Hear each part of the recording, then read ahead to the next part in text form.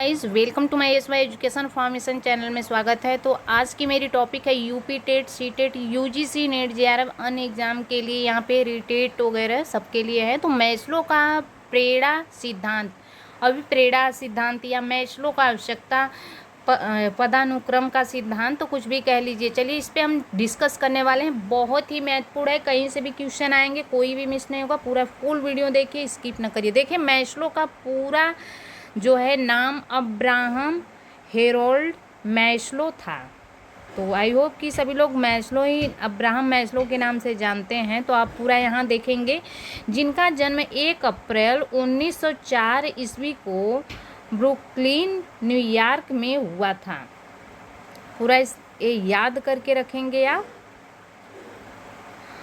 हुआ था। और इनके माता पिता से पैदा हुए 7 बच्चों में से सबसे बड़े मैस्लो ही थे और वे सभी यहूदी प्रवासी थे। इनके लिए सर्वश्रेष्ठ जो है कि उम्मीद कर रहे थे लोग इनसे। मैस्लो अपनी जो एजुकेशनल जो सक्सेस के लिए कड़ी मेहनत इन्होंने की थी।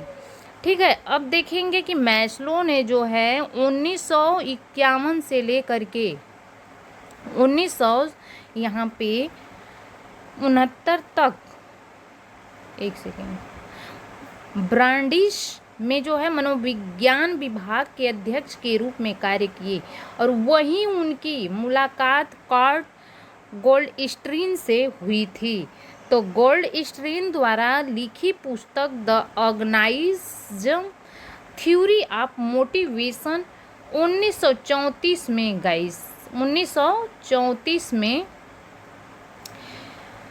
कहा कि अगर देखा जाए तो वास्तव में केवल एक ही प्रमुख मानवीय प्रेरक होता है जिनसे हम आत्मानुभूति तथा आत्मसिद्धि कहते हैं। बाकी सब प्राथमिक तथा सामाजिक प्रेरक होता है। क्या याद रखेंगे, बहुत ही महत्वपूर्ण, हर बार सी टेट और यूपी टेट या तो यूजीसी नेट की एग्जाम में पूछा जाता है गाइज, और इसको हम बॉक्सिंग में बंद करके रख देते हैं। ये रहा आत्मानुभूति और आत्मसिद्धि, यही इस जो है सिद्धांत में सबसे ही मायने रखने वाला जो है वर्ड है, कीवर्ड आप सेट करके रखेंगे। इसी सिद्धांत को प्रतिपादित करते हुए मैस्लो ने अभिप्रेरणा सिद्धांत में आवश्यकता के वर्गीकरण तथा क्रम की व्याख्या की और इन्हें जो है 5 भागों में क्या कि उसे डिवाइड किए थे। और देखेंगे कि मोटिवेशन एंड पर्सनालिटी और the theory of human motivation, यह 2 प्रसिद्ध इनकी पुस्तकें हैं। क्या है गाइस, बिल्कुल लर्न करके रखेंगे आप लोग। क्या है, motivation and personality, the theory of human motivation, 2 प्रसिद्ध इनकी पुस्तकें हैं। अब देखते हैं इसके आगे क्या है कि मैस्लो अपने अंतिम जो है वर्ष कैलिफोर्निया में अर्ध सेवानिवृत्त में बिताया। और कैलिफोर्निया में ही मैस्लो 8 जून 1970 को दिल का दौरा पड़ने के कारण इनकी जो है मृत्यु हो गई। अब मैस्लो जो है क्या किया, अब इस थ्योरी को देखेंगे। इनका तो हम लाइफ के बारे में आपको बता ही दिए, बट हम चलते हैं इनके जो है अन्य नाम क्या क्या हैं। बिल्कुल इनके जो है अन्य नामों को अच्छे से ध्यान से देखेंगे गाइस। ठीक है, ये रहा इनका जो है अन्य नाम है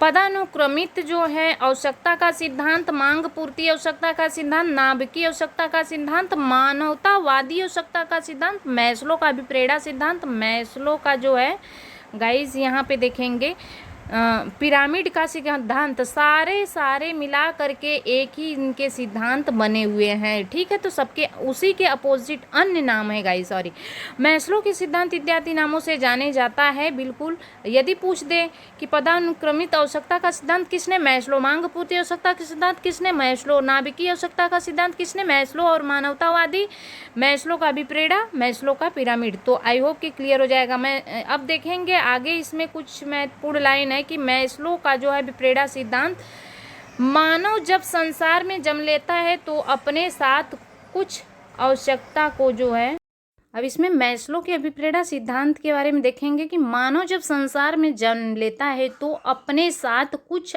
आवश्यक तत्वों को लेकर जन्म लेता है जो कि उनके प्राथमिक आवश्यकता होती है, जैसे भूख, प्यास, नींद आदि।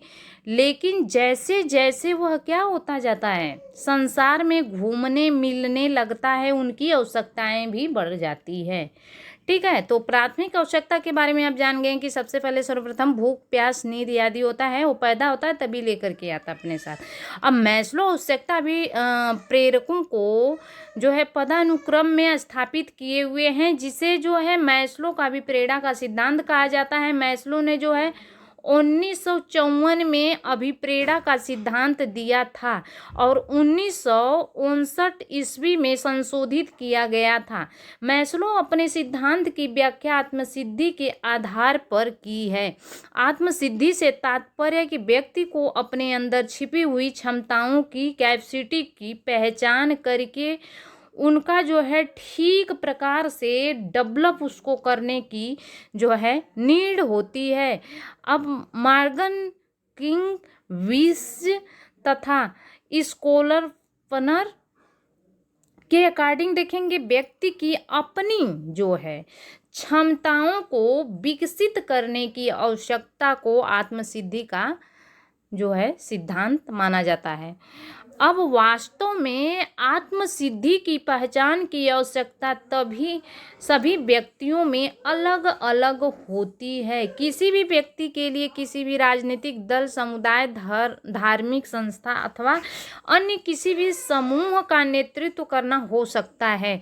गोल्डस्टीन महोदय ने जो है केवल आत्मानुभूति को ही महत्व दिया, बाकी सभी प्रेरक जैसे भूख, प्यास, नींद आदि शक्ति, सम्मान, ज्ञान, इच्छा तथा दूसरे प्राथमिक और सामाजिक प्रेरक इसी आत्मानुभूति प्रेरक तथा आत्मसिद्धि को प्राप्त करने के मध्य है।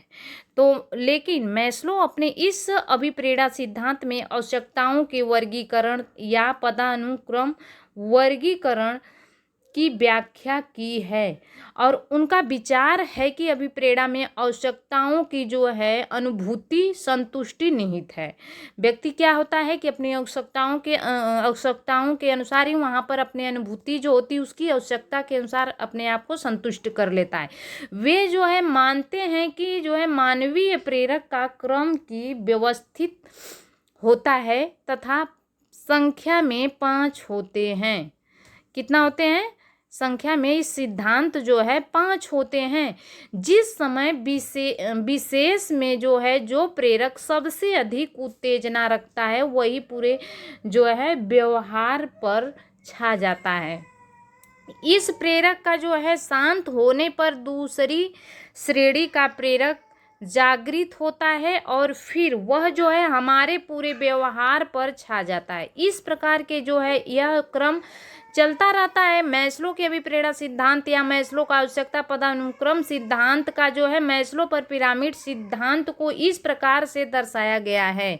मैस्लो का पिरामिड सिद्धांत के अंतर्गत देखेंगे कि शारीरिक एवं दैहिक अभिप्रेरणा, सुरक्षा की आवश्यकता, संबंध, स्नेह की आवश्यकता, सम्मान की आवश्यकता और आत्म सिद्धि की आवश्यकता, इसको हम जो पिरामिड के अकॉर्डिंग बना करके आपको दिखाएंगे। तो आई होप दिस क्लियर हो जाएगा आपका। अब यहाँ पे देखेंगे गाइज, हम चलते हैं आगे, बताते हैं कि मैस्लो के शारीरिक एवं दैहिक अभिप्रेरणा, सुरक्षा की आवश्यकता एवं संबंध, स्नेह की आवश्यकता सभी आवश्यकताओं को निम्न स्तर में रखा है तथा सम्मान की आवश्यकता एवं आत्मसिद्धि की आवश्यकता को उच्च स्तर में रखा है। साथ ही जो है देखेंगे इसमें मैस्लो ने कहा है कि जब तक मानव का एक स्तर की आवश्यकता की पूर्ति नहीं हो जाती वह दूसरी आवश्यकता के स्तर पर कदम नहीं रखता। ठीक है, अब देखेंगे इसमें सर्वश्रेष्ठ तो आत्मसिद्धि को ही माना जाता है। यहाँ पर सभी क्रम का पदानुक्रम चलता रहता है। नहीं होता है कि पहले इस व्यक्ति को ने गाड़ी चाहिए, साइकिल चाहिए होती थी, उसके पास साइकिल, कहाँ से मेरे पास एक साइकिल हो जाती। जब साइकिल होगी तो उन्होंने सोचा कि अरे सभी लोग 4 व्हीलर चल रहे हैं, टू व्हीलर मुझे होना चाहिए मेरे पास। जब 2 व्हीलर हो गया तो आवश्यकता किस चीज़ की, 4 व्हीलर की हो गई।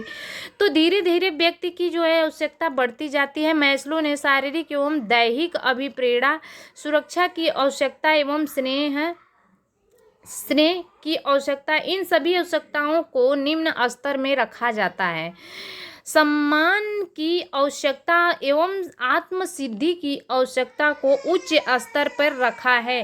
साथ ही मैस्लो ने कहा है कि जब तक मानव का जो है एक स्तर की आवश्यकता की पूर्ति नहीं होती, वो दूसरे स्तर पर कदम कतई नहीं रखता। यह जो है क्रमबद्ध जो है चलता रहता है। मैस्लो ने उपयुक्त प्रेरकों को उनके महत्व के क्रम में त्रिभुजाकार आकृति के अनुसार जो है मध्य स्पष्ट किया हुआ है। अब यहाँ पे आप देख सकते हैं आत्मसिद्धि दिया हुआ है और आत्मसम्मान, 2 चीज़ों को बॉक्सिंग करके रखा गया है गाइस। आप बिल्कुल गाइड कर सकते हैं इन चीज़ों को, ठीक है। तो ये उच्च स्तर में है। बाकी जो है यहाँ पे 3 जो है आपके सर्किल से इधर हटा के रख रहे हैं, तो ये हमारे निम्न स्तर के हैं, ठीक है। प्रेम एवं स्नेह की आवश्यकता, सुरक्षा की आवश्यकता, मनोदैहिक शारीरिक की आवश्यकता, ठीक है, ये सब निम्न स्तर में आते हैं। तो आई होप कि इस जो है ट्रायंगल के अकॉर्डिंग आपका पूरा क्लियर हो गया होगा कि आवश्यकता शारीरिक एवं दैहिक आवश्यकता के अंतर्गत क्या चीज आता है। तो मनुष्य का जब जन्म होता है तो वह शारीरिक बुनियादी आवश्यकताओं की जरूरत होती है, उसे शारीरिक एवं दैहिक आवश्यकता कहते हैं। फिर भी वे प्रेरक जो व्यक्ति में बुनियादी आवश्यकताओं के कारण उत्पन्न होती रहती है, उन्हें जो है प्रेरकों को शारीरिक मनोदैहिक जो है अभिप्रेरणा कहते हैं। इनकी पूर्ति की अभाव में मानव शरीर का संतुलन बिगड़ जाता है। क्या है, इसकी पूर्ति में मानव के शरीर का संतुलन बिगड़ जाता है, अस्तित्व को खतरा होने लगता है। और जैसे कि व्यक्ति को जो है भूख लगने पर भोजन की तलाश करना पड़ता है, प्यास लगने पर पानी की होती है, तो शारीरिक एवं दैहिक आवश्यकताओं मानव प्राथमिक आवश्यकता होती है, जैसे हवा, भूख, प्यास, नींद, प्रजनन। तो इसमें देखेंगे कि भूख, प्यास, नींद, प्रजनन से एक मूल मूत्र जो है त्यागना, आश्रय, कपड़ा इत्यादि मानव की जो है बुनियादी एवं प्राथमिक आवश्यकता होती है। कोई अगर व्यक्ति को भूख लगा और कई दिन खाना ना खाए तो उसका संतुलन धीरे धीरे बिगड़ ही जाएगा। अगर वह उसे आवश्यकता है कपड़े की, उसका तन ढांकने के लिए वस्त्र ना हो तो उसका सम्मान घट जाएगा समाज में, ठीक है, नंगापन के कारण। अब कोई भी व्यक्ति इन सभी मांगों की पूर्ति होने पर ही वे दूसरे स्तर की आवश्यकताओं के बारे में सोचेगा। ये प्रथम आवश्यकता होती है व्यक्ति की, ठीक है। सुरक्षा की आवश्यकता, अब ये सारे अगर जिस व्यक्ति के पास है सारी आवश्यकता की पूर्ति हो गई, तब उसे किस चीज़ की आवश्यकता होनी चाहिए, सुरक्षा की, सेफ की। तो अब देखें कि मानव अपनी शरीर दैहिक आवश्यकताओं की पूर्ति के बाद जो है अपने जीवन की सुरक्षा के बारे में सोचता है, और ऐसे में वह संभव उपाय करता है कि उसे उसके जीवन को खतरा न हो, जैसे सुरक्षित घर, नौकरी एवं सुरक्षा, स्वास्थ्य एवं सुरक्षित वातावरण इत्यादि। मनुष्य अपने जो है मकान रहने के लिए सोचता है, नौकरी, स्वास्थ्य की सुरक्षा के बारे में सोचता है, ये सब उसके लिए क्या है। और कई प्रकार के कानून भी बनता है जिसमें मनुष्य के कानून के दायरे में रह करके अपने आप को सुरक्षित रख सके। मानव जो है सुखी जीवन को अपने बुढ़ापे तक की सुरक्षा के बारे में सोच करके विभिन्न प्रकार के उपाय, जैसे जीवन बीमा हुआ, LIC हुआ, पैसों की बचत, स्वास्थ्य जैसे विकल्पों को चुनने लगता है। जब जो है क्या है इसमें मानव, ये सारे बहुत ही IMP मान के चलेंगे महत्वपूर्ण चीज़ें हैं। जब मानव को जो है अपना जीवन सुरक्षित लगने लगता है, तब वह जो है अगली स्तर पर अपना कदम रखता है, ठीक है। इतनी जो है आवश्यकताएं पूरी हो जाती है, उसके पास एक्स्ट्रा जो है आमदनी होता है, तो वह संबंध एवं स्नेह की आवश्यकता पर ध्यान देता है। अगर अच्छी खासी उसके पास आमदनी है तो अच्छे रिलेशन के प्रति वह अपना हाथ बढ़ाएगा। आप देखेंगे संबंध एवं स्नेह की आवश्यकता मानव जीवन का स्तर तीसरा स्तर आवश्यकता संबंध स्नेह है, और जब मानव प्राथमिक बुनियादी स्तर के सुरक्षा की मांग पूरी हो जाती है तब वह दूसरे से संबंध व स्नेह की आवश्यकता के लिए प्रेरित हो जाता है। वह समाज में प्रेम, स्नेह, सहानुभूति की अपेक्षा करता है, और वह वही जो है भावना के तहत अपने निकट संबंधियों, पड़ोसियों, मित्रों तथा दूसरे लोगों की जो है मधुर संबंध कायम करता है, और वह चाहता है कि वह जो है दूसरे लोगों को स्नेह दे और वे भी स्नेह दे। ठीक है। लाइव एंड लेट्स लाइव के जो है सिद्धांत में विश्वास रखता है कि अर्थात तो व्यक्ति किसी का हो जाए अथवा किसी का अपना बना ले तो यही जीवन का सत्य है। आत्मसम्मान के बारे में अब लास्ट ही कगार पे चल रहे हैं कि आत्मसम्मान समाज में मधुर संबंधों के साथ साथ व्यक्ति अपने हम जो है आत्मसम्मान को भी बचाए रखने के लिए प्रयास करता है, और इसके लिए जो है वह हर प्रयास जो है करता रहता है, और क्योंकि आत्मसम्मान की सुरक्षा में ही उसके जीवन की सार्थकता है, और अपमान की जिंदगी वह जो है एक क्षण भी बर्दाश्त नहीं कर सकता है, और यह जो है एक उच्च स्तरीय आवश्यकता है, और इसके लिए जो है व्यक्ति शक्ति ग्रहण करना चाहता है, स्वामित्व चाहता है, नेतृत्व चाहता है तथा स्वतंत्र रहना चाहता है, और इस प्रकार की आवश्यकताओं की संतुष्टि न होने पर व्यक्ति में जो है हीन भावना उत्पन्न हो जाती है। आत्मसिद्धि की आवश्यकता इसमें देखेंगे कि अंत में जो है व्यक्ति की यह सबसे बड़ी इच्छा होती है कि वह जो है समाज के हित में कुछ योगदान कर सके, और ताकि लोग उसके मरने के बाद भी उसे याद कर सकें कि योगदान जो है आर्थिक, सामाजिक, शैक्षिक, आध्यात्मिक किसी भी रूप में हो सकता है, वह समाज का प्रदर्शक बनना चाहता है, और इस जिससे जो है समाज का हित से समाज का विकास हो। मैस्लो का कहना है कि आत्मानुभूति तथा आत्मसिद्धि की आवश्यकता का जो है अर्थ है कि जो है संगीतज्ञ को संगीत प्रस्तुत करना चाहिए, कलाकार को चित्रकारी करनी चाहिए तथा कवि को कविता लिखनी चाहिए। यदि वह आत्मसंतुष्ट चाहता है तो अर्थात जो है एक व्यक्ति को वही करना चाहिए जो वह उससे हो सके। तो यहाँ पर आई होप कि आपको क्लियर हो गया होगा, निष्कर्ष निकल गया कि जो है सापेक्ष में सभी प्रेरक एक दूसरे के कड़ी के रूप में जुड़े हुए हैं। व्यक्ति को निरंतर अपने लक्ष्य की ओर अग्रसर होना चाहिए। तो इसे आपको भी एक बहुत बड़ी सीख मिली होगी।